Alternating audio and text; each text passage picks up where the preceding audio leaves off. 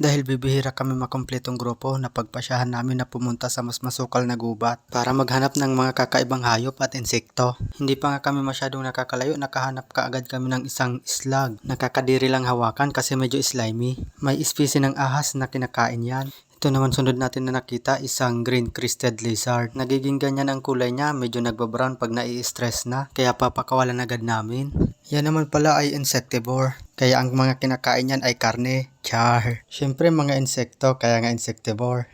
Ayan, malaya ka na, takbo! May nagpakita rin na isang ahas. Hindi ko masyado ma-identify gawa ng nasa taas, kaya kukunin natin yan. Ito pala ay isang Philippine vine snake. Aetola prasena mildly venomous. Ang venom nila ay wala naman kakayanan para pumatay ng tao. Pero may mga side effect pa rin. Pwedeng mamaga ang natuklawan nito at pwede ka rin lagnatin. Depende sa reaksyon ng katawan mo at kung may allergy ka. May mga nagsasabi palang fake daw ang ahas na to. Parang laruan lang daw kasi. Pero totoo po yan. Ayan o, gumagalaw. Siyempre papakawalan din naman namin yan para dumami pa sila. May nakita rin kami dito isang stick insect. Medyo malaki na ang isang to. Pero gusto kong makita nito yung kasing laki na ng daliri.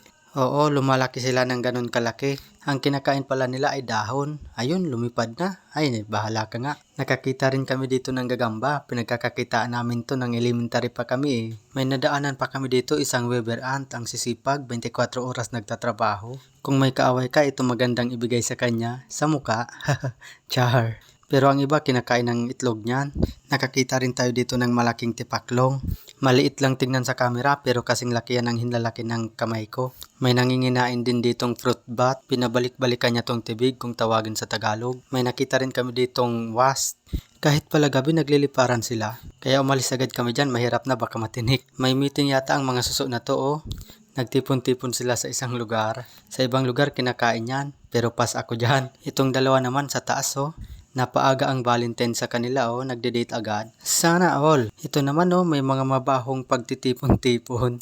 Kasi yan guys, yung pag napisat mo sobrang baho. Kaya aalis agad tayo dyan, baka magsiliparan. Pumunta naman kami sa may tubig. Ito ang nagpakita, isang Asian box turtle. Ang cute niya no?